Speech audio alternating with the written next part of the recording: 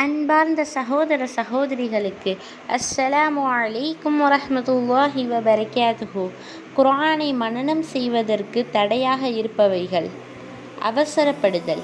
நிதானமின்றி அவசரப்படுதலும் அதன் விளைவாக ஏற்படும் உறுதியில்லாத மனப்பாடம் மற்றும் பழைய பாடங்களை மீட்டு எடுப்பதில் அலட்சியத்தன்மை அனைத்தும் தடைகளாகும். இத்தகைய அவசரத்தின் காரணத்தினால் சிறிது காலத்திற்கு பிறகு பழைய பாடங்கள் மீட்டெடுப்பதும் நினைவு கூறுவதும் இல்லாத ஒன்றாகிவிடும்.